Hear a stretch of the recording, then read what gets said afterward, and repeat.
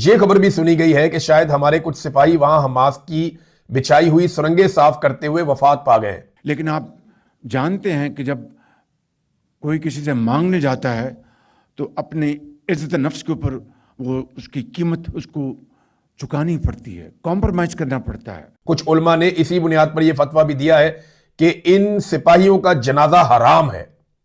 आसिम मुनीर साहब, आपका अंजाम भी यही होगा। गौर करो फौजियों, इस पे गौर करो। सोचो तुम्हारा सरबराह कितना बड़ा गद्दार है। मैं जब कहता हूं ना ये आया नहीं है, ये लाया गया है, तो ये वो चीज है। आज की खबर सुन के आप सबका दिमाग घूमने वाला है। पाकिस्तान की सीक्रेट एंट्री हो गई है गाजा में, पर थोड़ा सीन अनऑफिशियल है। मतलब चोरी छुपे गए थे हीरो बनने के लिए, पर वहां जाकर वो चोरी हो गया है। सो कॉन्टेक्स्ट ये है कि पाकिस्तान मीडिया खुद क्लेम कर रही है कि इनके फौजी छुपके से गाजा पहुंचे थे। और भाई प्लान क्या था, किसने भेजा, ये तो ऊपर वाला ही जाने। पर ट्विस्ट देखो, इजराइल से लड़ने गए थे और खबर आ रही है कि हमास ने ही इनका अच्छे से स्वागत किया, इनको मारा। मतलब हमास की हेल्प करने गए थे ये इजराइल से लड़ने के लिए। मतलब कंफ्यूजन तो प्रो लेवल मैक्स है। हमास ने इन्हें पहचाने नहीं, या फिर वहां ये गलती से रॉन्ग एड्रेस पर चले गए थे। ऊपर से शहबाज शरीफ साहब तो अलग ही हैं। उसने इनडायरेक्टली एक्सेप्ट कर लिया है कि जब हम हर जगह भीख मांगने जाते हैं तो हमें उसकी कीमत चुकानी पड़ती है। अब आप ही सोचिए, क्या ये कीमत फौजियों की लाइफ थी? बिना बताए, बिना किसी प्लान के, बस चलो भाई गाजा घूम के आते हैं बोल के भेज दिया। ये तो वही बात हो गई है कि भीख भी मांगी और लड़ाई भी लड़ी, और लॉजिक कोई था नहीं। अब ये खबर कितनी सच्ची है ये तो वक्त ही बताएगा, पर पाकिस्तान मीडिया ने जो खुलासा किया है उसने सबकी नींद उड़ा दी है। आपको क्या लगता है, क्या ये सच में वहां गए थे या बस एक नया ड्रामा है? ये कमेंट करके अपनी राय जरूर बताना। मैं यहाँ पर बगैर किसी लगी लपटी के आपको बताना चाहता हूँ कि मैं भी और खामोशी के साथ फील्ड मार्शल हम कई ममालिक में गए और उनसे कहा कि IMF का प्रोग्राम है, ये हमारा एक्सटर्नल गैप है, आप इतने बिलियन डॉलर्स दे दें, आप इतने बिलियन डॉलर्स दे दें। मैं उन ममालिक का, उन दोस्त ममालिक का बेहद शुक्रगुजार हूँ कि जिन्होंने हमारी पजीराई की। लेकिन आप जानते हैं कि जब कोई किसी से मांगने जाता है तो अपनी इज्जत नफ्स के ऊपर वो उसकी कीमत उसको चुकानी पड़ती है, कॉम्प्रोमाइज करना पड़ता है। और फिर बाद में कोई ऐसा कहीं से ख्वाहिश आ जाए तो उस ख्वाहिश को वो कितनी भी वो उसको इम्प्लीमेंट करने का कोई जवाब ना हो, आप उसका बोझ लेते हैं। इसराइल हमास को अब तक डी वेपनाइज या डिसआर्म करने में नाकाम रहा। अब यह ड्यूटी अफवाज पाकिस्तान के सपुर्द की जा रही है। गजा जाएं, फलस्तीनी लोगों को डिसआर्म करें और इन्हें इसराइल के रहमो करम पर छोड़ दें। यह खबर भी सुनी गई है कि शायद हमारे कुछ सिपाही वहां हमास की बिछाई हुई सुरंगें साफ करते हुए वफात पा गए। हमारा काम तो यह था कि किबला अव्वल के मुहाफिज बनते, मगर आज हम पर इन्हीं मुहाफिजों को खत्म करने की ड्यूटी लगाई जा रही है। कुछ उलमा ने इसी बुनियाद पर यह फतवा भी दिया है कि इन सिपाहियों का जनाजा हराम है। आसिम मुनीर साहब, आपका अंजाम भी यही होगा।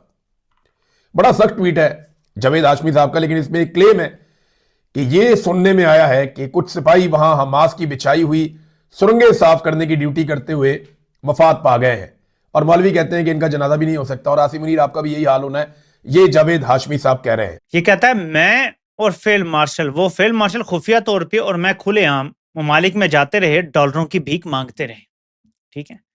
लेकिन जब आप डॉलरों की भीख मांगते हैं तो फिर आपको दूसरे ममालिक की कुछ बातें माननी पड़ती हैं, कंप्रोमाइज करना पड़ता है। ऐसा क्या हुआ है अभी, जरा सोचे ना, ऐसा क्या अभी हालिया दौर में हुआ है जिसको इंप्लीमेंट करने का कोई जवाब नहीं है, लेकिन हम कर रहे हैं?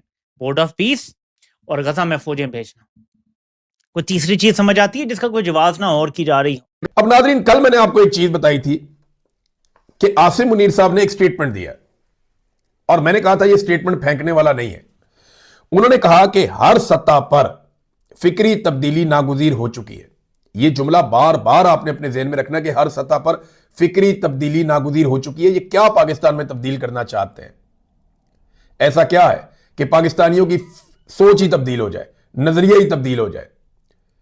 ये बार बार कहते हैं बंद कमरों में, और ये सबको कायल करने की कोशिश करते हैं, सहाफियों को, सियासतदानों को, मुख्तलिफ तबकात को। ये कायल करते हैं बार बार मिलिट्री एस्टेब्लिशमेंट के लोग। नहीं, कायदे आजम वाली सोच उस दौर में थी, अभी पुरानी हो गई। ये बयान, ये पूरा बयान मैं चाहता हूं कि फौज के तमाम लोग सुने, आसिम मुनीर को छोड़ के बाकी सब सुने, कि जो बात मैं कहता हूं कि ये शख्स कंप्रोमाइज तरीन हो गया है और इससे अब हर काम करवाया जाएगा। क्या अबरदली के मुंह से यही बात नहीं निकल आई कि हमसे हर काम करवाया जा रहा है? जरा फौजी सुने आप, ये नहीं कह रहे कि हम पाकिस्तान के मफादात का तहफ्फुज कर रहे हैं। ये कह रहा है कि डॉलर लिए, फिर ऐसी ख्वाहिश है जिन मुल्कों से हमने डॉलर लिए कि हमारे पास कोई जवाब ही नहीं है वो पूरा करने का, लेकिन आपको करनी पड़ती है। अब मेरा फौजियों से सवाल है कि ये शख्स इतना कंप्रोमाइज हो चुका है, इसका अलावा अर्दली इतना कंप्रोमाइज हो चुका है कि बैरूनी ख्वाहिशें जो आती हैं ये इनकार नहीं कर सकते। ये मैं नहीं कह रहा, देखें मैं तो तनकीद करता हूं ना, मैं तो इनका क्रिटिक हूं बहुत बड़ा। अब ये अपने मुंह से कह रहे हैं। फौजियों को ये सोचना है, तमाम फौजियों को ये सोचना है कि आपका बॉस इतना कंप्रोमाइज हो चुका है कि अब बैरूनी ख्वाहिशें जो आती हैं, ऐसी ख्वाहिशें, कोई आम बात नहीं कि चले पाकिस्तान थोड़ा बहुत कंप्रोमाइज कर ले, ऐसी ख्वाहिशें जिन पे अमल दरामद का कोई जवाब भी नहीं है। नॉर्मली ये ले आते हैं ना, बना लेते हैं कि यार ये हमारा फायदा हो जाएगा, चलो इधर से हमारा थोड़ा फायदा हो जाएगा, चलो इसराइल को तस्लीम करेंगे तो वो भारत से मिलकर हमारे ऊपर हमला नहीं करेगा दोबारा। ये कह रहा है ऐसी ख्वाहिश आई है उसका कोई जवाब ही नहीं बनता, लेकिन हमें पूरी करनी पड़ रही है। अब थोड़ा लॉजिकली बात करते हैं। अगर पाकिस्तान के फौजी वहां गए भी थे तो डिस्कस किया था, मतलब इजराइल और हमास के बीच में इनका क्या रोल था? पाकिस्तान मीडिया के मुताबिक ये चोरी छुपे गए थे। भाई बॉर्डर है या किसी की शादी का बफे, वहाँ हमास वाले अलग ही लेवल पे हैं। उन्हें लगा होगा कोई नया प्लेयर आया है फील्ड में।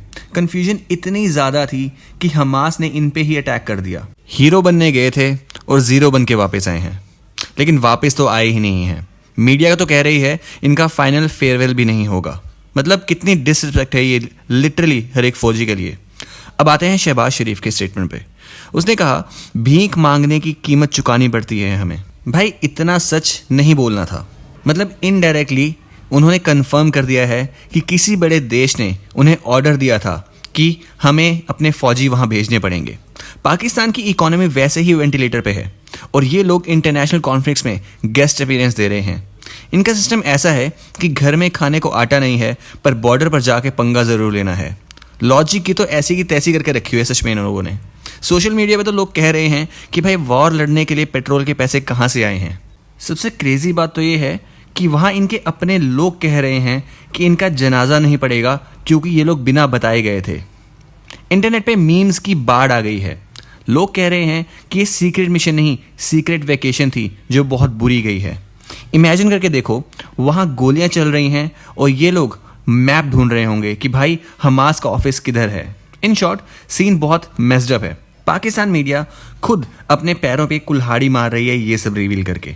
अब आप ही बताइए, क्या ये सिर्फ अटेंशन लेने का तरीका है या सच में वहाँ मिशन इम्पॉसिबल चल रहा है? क्या पाकिस्तानी आर्मी को ऐसे रिस्की मिशंस पे जाना चाहिए था जब घर में आग लगी हो, या फिर सब एक PR स्टंट है जो बैकफायर कर गई है?